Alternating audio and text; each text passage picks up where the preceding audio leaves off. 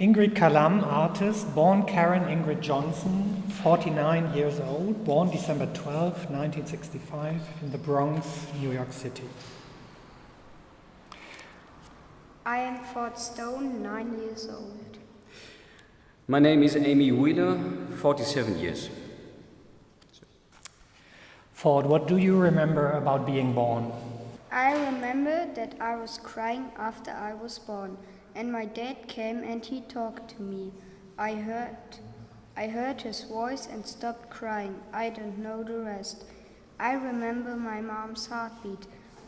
It was like boom, boom, boom. Sometimes it got faster. My dad told me about that story and said, "Hi and welcome to the world." So what you are talking about is when you first came out, when you popped out of my body, you were crying and crying and crying. Well, do you remember that? Well, I don't really remember. My dad told me about my first car wash. I was in Amy's Honda going into the car wash. It had that spinny thing moving and the bubbles, and then I remembered the noise, and that's it. You told me once your first memory of when you were being born, the first thing you saw. Do you remember telling me about that? No, it was very bright, that's all I know. I think it was kind of mushy. I am curious about the context in which people remember these kinds of memories, because they are very somatic memories. It seems to me when Ford has talked to me about this memory, it's been times when I was holding in my arms and we were doing some very close and intimate in a mother-son sort of way. And the car wash memory comes up when I'm at the car wash. So now, Amy, do you want to tell me about your own birth? I don't remember anything about my birth, but I have had memories of the first day after it, and I have had memories of when I was a baby in a crib and learning to roll over, but that's the farthest back I go. Wow, how did it feel to roll over? It was a very somatic memory. It's sort of like a sensation, but I remember being in my crib and trying to figure out the way that my body would move to do that thing. It was this exciting, new ground-breaking event. And I also remember that I could position my body by rolling so that I was closer to the wall, so that no one could see me. That was really interesting to me, that no one could see me if I moved out of the line of vision. These memories were so experimental because they were pre-verbal. You too have the earliest memories of anyone I have interviewed so far. What made you remember? What made me remember is when I am close up to my mom and I can hear her heartbeat.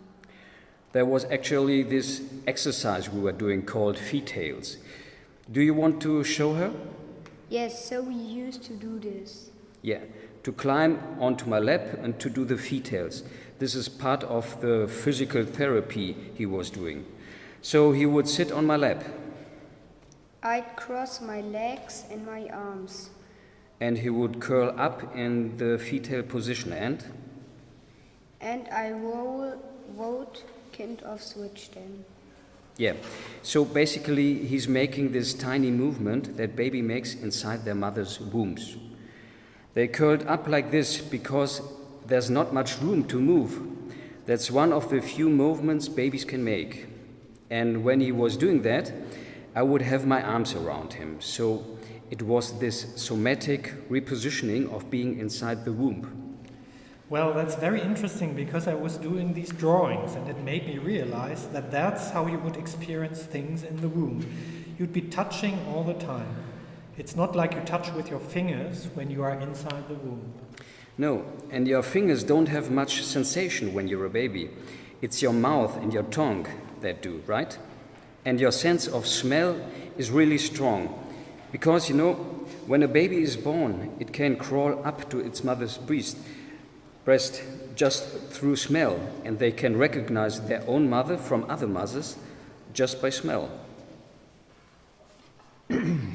My name is James Wenning, and I was born on December 28, 1942 at 1:30 p.m. in the afternoon.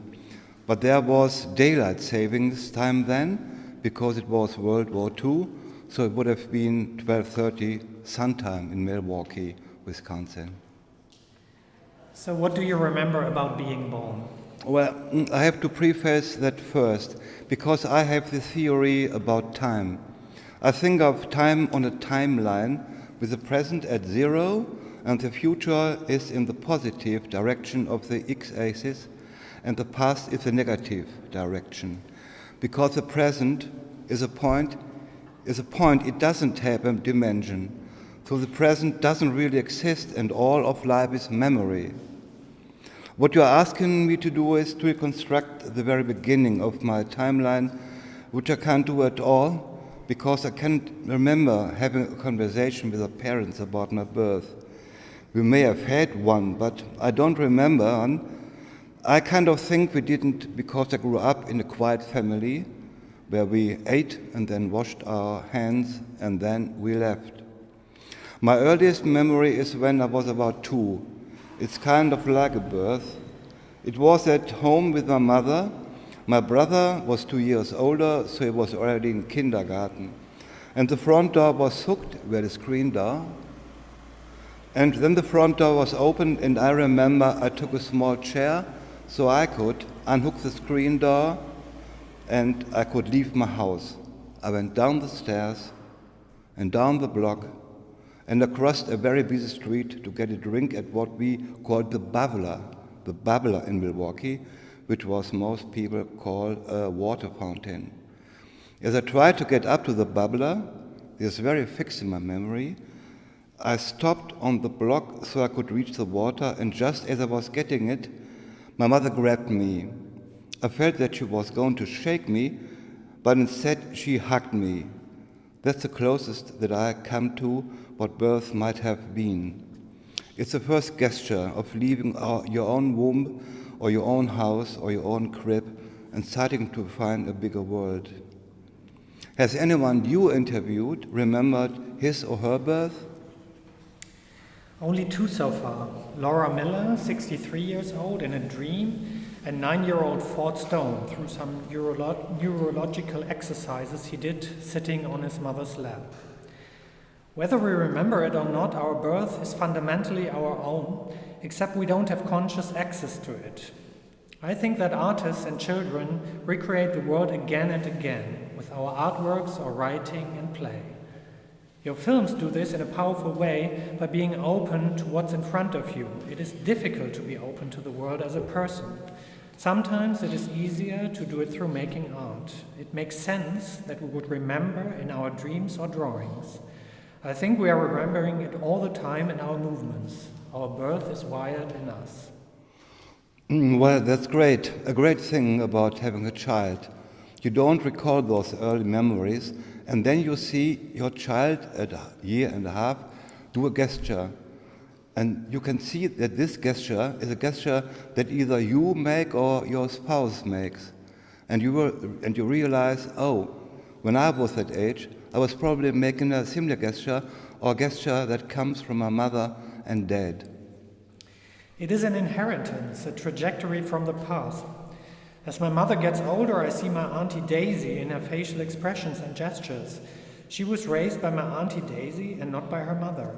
I wonder about the people who raised my Auntie Daisy and the gestures and ideas that influenced her. I mean, it all can be mapped, right? All these things can be mapped back. Yeah, but only to a certain point, and then it gets lost. I mean, if you had the information, it would go all the way back. Oh yes, all the way back to the beginning. And I think that making art is a way of proving we exist. But each of us exists and imprints each other, and in this way that's much more fundamental than art or anything that we consciously do. I'm Laura Miller, writer, 63 years old, born on December 17th, 1961 in Chicago, Illinois, USA. I've been asking people what they remember about their birth.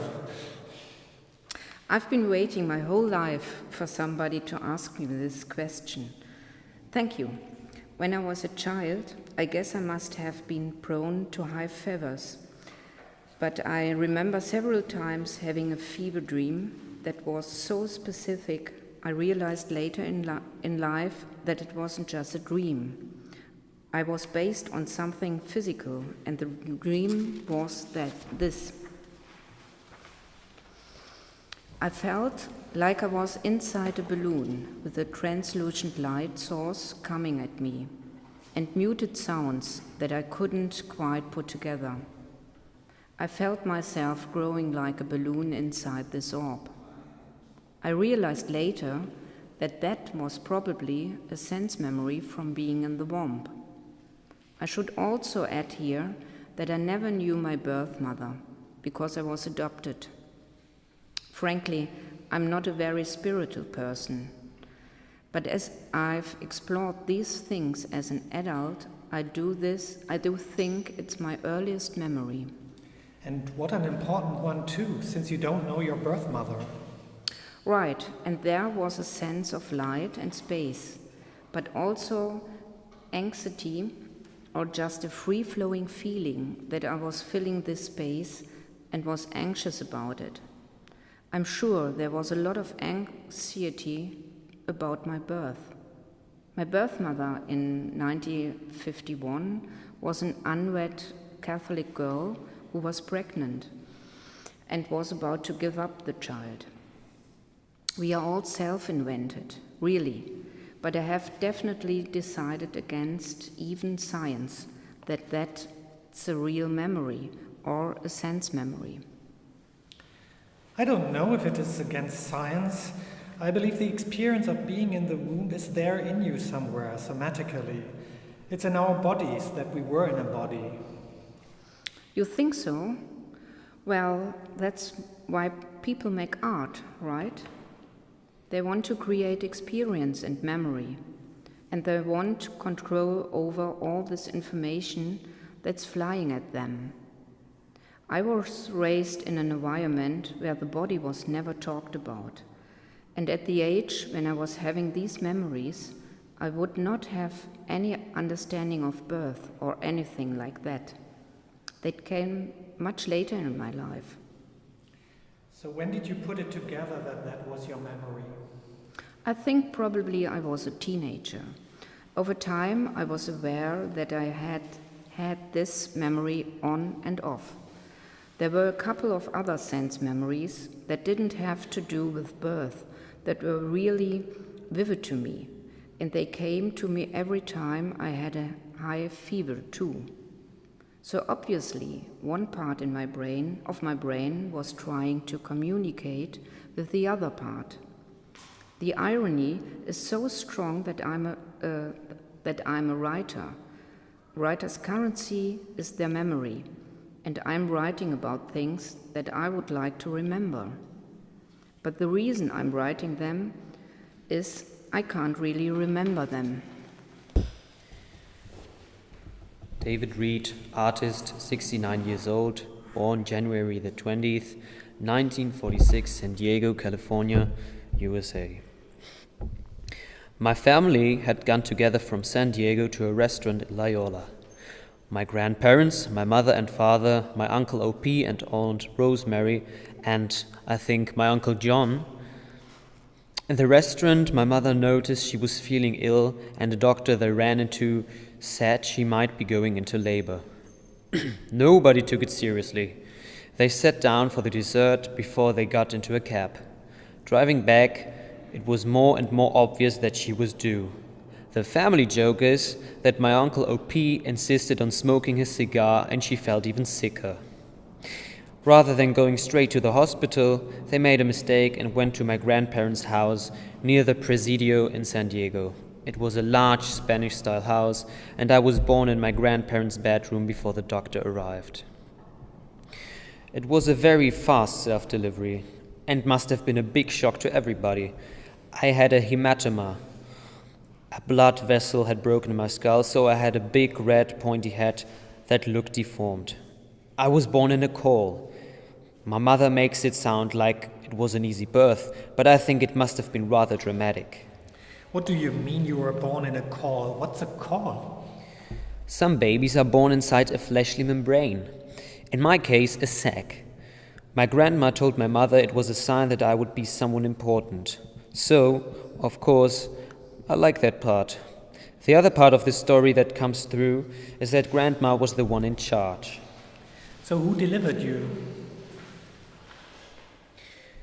It must have been her and my mother. My mother said I was just there.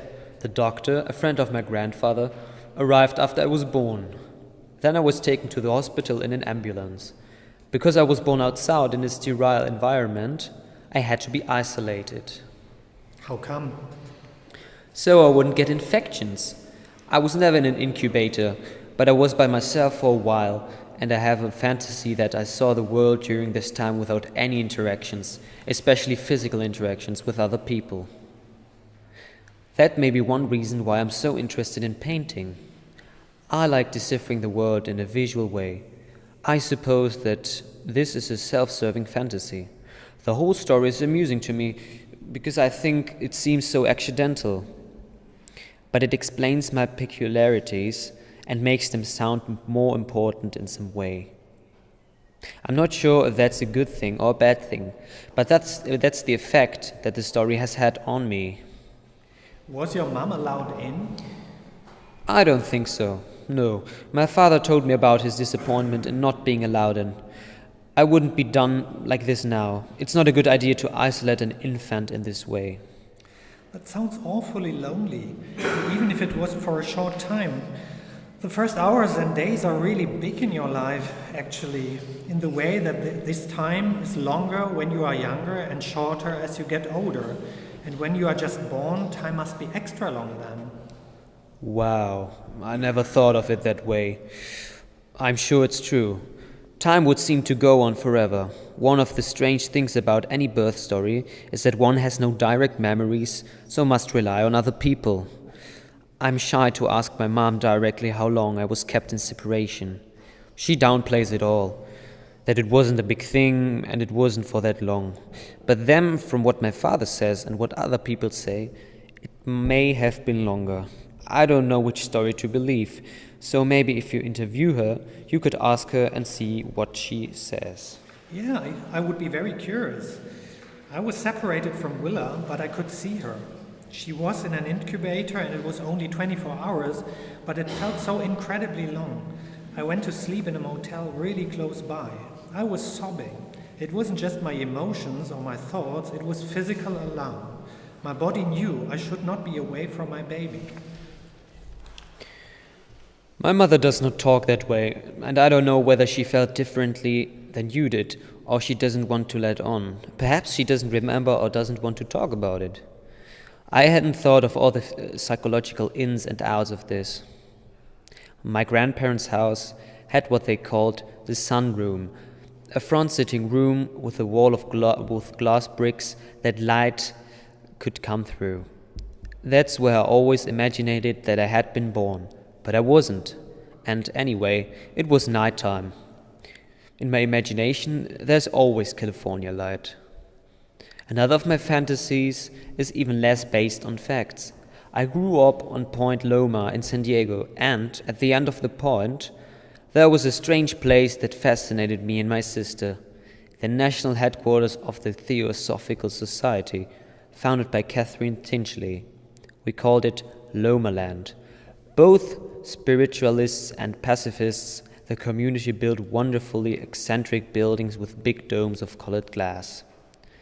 Since they were on the crest of the point between the ocean and the city, at sunset the light from the sun would be focused through the domes and the shafts of light would project towards San Diego. While doing research in the San Diego Historical Society about Loma Land, I read that Edith White, one of the teachers and artists associated with the Theosophical Society, had died on January 19th, 1946. Of course, it's a coincidence that she died the day before I was born. But like every child, I always wondered why I was born in that particular place. Immediately, I had the thought that I'm her reincarnation. She wanted to come back to Point Loma, to come back to that light. It sounds like you have a very present relationship to your birth. It is an event that you go back to and think about? Yeah, it must be true. As soon as I saw her date of death, I was convinced of this reincarnation idea, which is not anything I believe at all. So it's pure fantasy. Earlier you said your early isolation made you especially interested in visual and abstract visual experiences. Can you say more about that? Well, I've chosen to spend my life looking at things and getting meaning out of what I'm looking at. I especially look both at paintings that I make myself while trying to figure out what they mean, and paintings by others. There must be a connection. I'm trying to articulate what this feeling is that I have. That I was Edith White, that I have the feeling that I have seen particular paintings in museums before.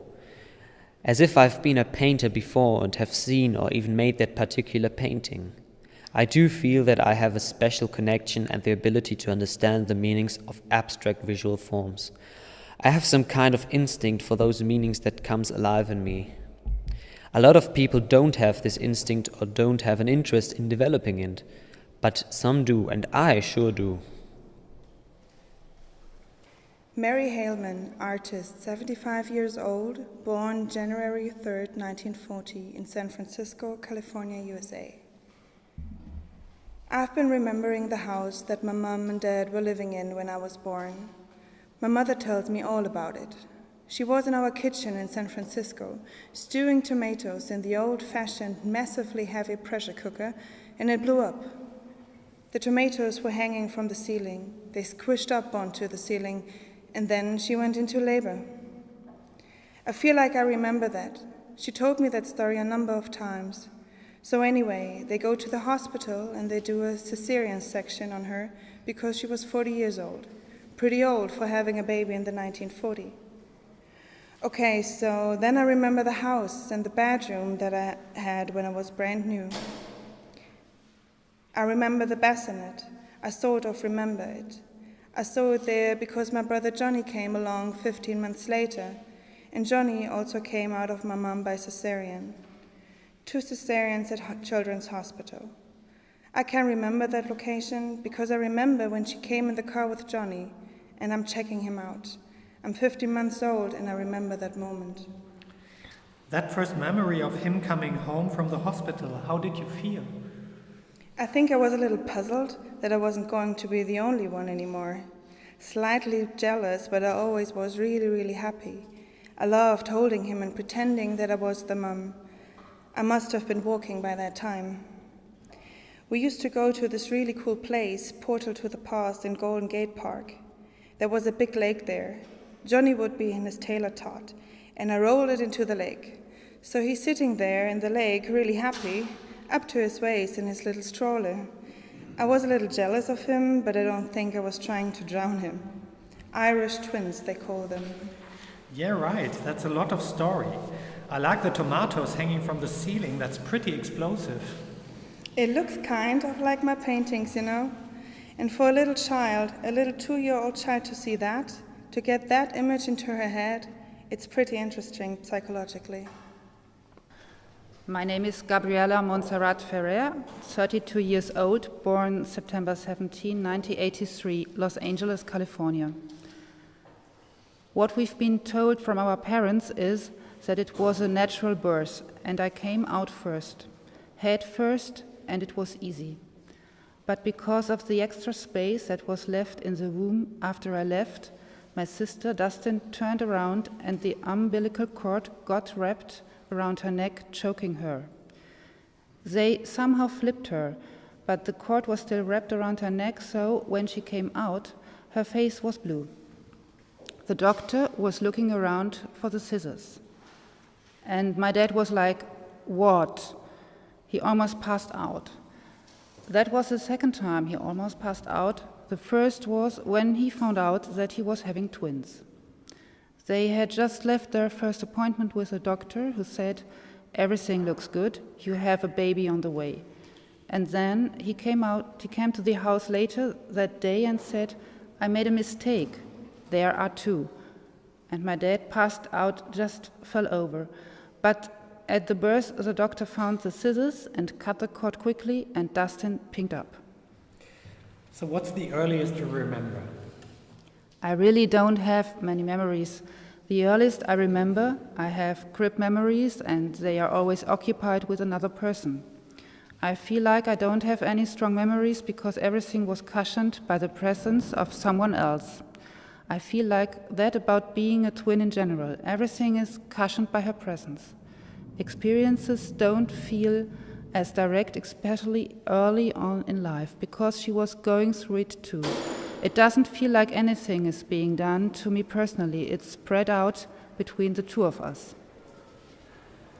How do you think it affected your personality to come out first? I was feeling the world first, and I became responsible for feeling. Maybe I'm just more sensitive than she is because she had the buffer of someone in front. I feel this both physically and emotionally. I am like a receiver. Our position in the room affected our relationship to our physicality. I have always responded to closeness and warmth, and Dustin doesn't have the same feeling. Dustin and I shared a bed for a long time, and it was always me on top of her. From early on at sleepovers, if I was sleeping next to anyone, by the middle of the night I was wrapped around that person. Otherwise, it felt like I would drift away. Until this day, I totally clamp with anyone I shared in bed with. I think it freaks people out. I wonder where Dustin was in the room. I know that I was suffocating her. She throws people off her body. She doesn't really like the closeness, and I need it. It's weird that these positions still carry on now. I think I feel anxiety if I don't get it enough. Do you remember feeling lonely as a baby? No, I didn't experience loneliness until I was 24, after I moved back to Los Angeles from New York. When we left Los Angeles for college, I felt lonely right at the beginning of Amherst in Massachusetts, because Dustin was not there. It was kind of a shock, but I didn't read it as loneliness. It was such a new experience that I couldn't place it as loneliness because everything was different, and it was impossible to be lonely because it was really fun and people were around all the time. Then I lived with Dustin in New York for 2 years, and I had a long-term boyfriend. Finally, when Dustin stayed in New York and I came back here, it was the first time that I experienced real loneliness. Isn't that crazy? It was totally new and shocking state. I could place it, and I knew that it was. It actually felt good, yes, it felt horrible, but it felt like I was experiencing something that I needed to experience. I thought, oh, this is what everyone feels like. This is a state of loneliness. Shelby Roberts, artist, 52 years old, born May 11th, 1963, Oklahoma City, Oklahoma, United States of America. I only remember what my mother says. My father never talked about it. The story was that I was a breech birth with my cord wrapped around my neck, so it had to become an emergency C-section. Concurrently, in the parking lot of the hospital, my mother's MG two-seater sports car was stolen, and the thief or thieves took it for a joyride and then vandalized it and rolled it into a lake. When I was a kid, the story was that after I was born, they tried to get me breastfeed, and I became violently ill and was apparently so allergic to breast milk that I had to go on to formula. They sent to Dallas for a new soybean-based formula to be sent up by plane for me. After Willa was born, my mother described it more as if she couldn't figure out how to get me to the latch on to the nipple, so they switched over to formula. That's all I remember about being born. My mother chain-smoked in those days. I wonder how she went through for so long without a cigarette. Unless, because it was 1963, they let her chain smoke in the delivery room. 'Cause when my brother was born, my mom had a scheduled C-section, and the night before the delivery, my dad and my mom split a bottle of champagne and sat out on the balcony of her room and smoked Lucky Strikes until 3 in the morning. And then she went in at 5 a.m. to deliver. So does the story of the car always come up when you talk about being born? When I was a kid, it did. In a laughing, jokey sort of way? Well, no, in a dark sort of way. That's what happens when you give birth? Yeah, that's your special sports car. That was a symbol of your youth and freedom is taken and destroyed. By brutes. By brutes. What my parents were going to do about driving me around in a two-seater MG with no seatbelts, I have no idea. And the fact was that it was easy to steal because it was a 20-year-old car at that point. I think it just had a button that pushed to start and no top at all. They would just throw a tarp over it. They would just sit you in their lap. Yeah, I'm sure that was the plan. My mum would just wrap me up about really good. And my dad would pop the clutch and they would take off and go home. Willa Pearl Calame Roberts, 8 years old, born April 29, 2007, Los Angeles, California, USA. What do you remember about being born, Willa? Nothing. Nothing? All that I remember is that I ate onions. When you were born? Yeah, when I was a baby. What else do you remember about being a baby? I was in the hospital for too long and I didn't get to see my house. Oh, you wanted to come home? But you didn't know what a house was then. I knew that it was a place which was comfortable than the hospital. I had my mom and it had my dad and a kitchen and it had other comfy rooms. And why were you in the hospital for so long? Because the doctor thought I was sick. I remember once I got a little fever, but I was okay. So do you remember being inside of me when my uterus was so big? I remember that I was like, ready or not, here I come. I'm going to come out. Please, when am I going to come out? Okay, ready or not, I come.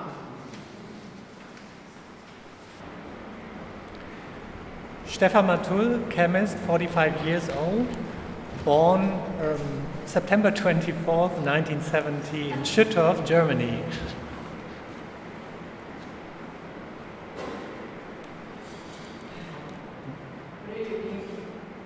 My name is Bernd Lömer, and this is my son called.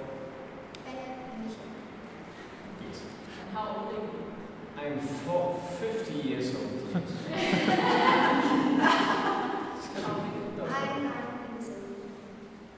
I'm a little bit older. My name is Werner Muschelstraße, 69 years old. Come from Düsseldorf. Lower Rhine. My name is Ingrid Calame. I'm an artist and I'm 53 years old, born in Cologne,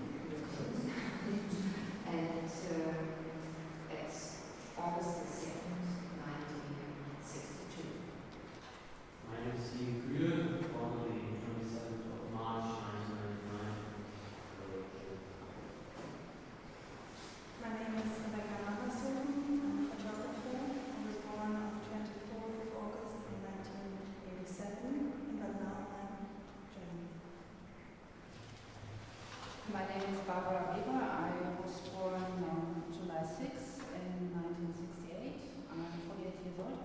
And I was born close to Cologne, in a small village.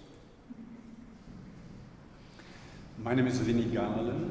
I'm 63 years old. Oh no, 64 I think. I'm born April 22nd, 1952. I'm working as a filmmaker here in Cologne. And I'm Anke Schmidt, gallerist, 41-year-old and born in Münster.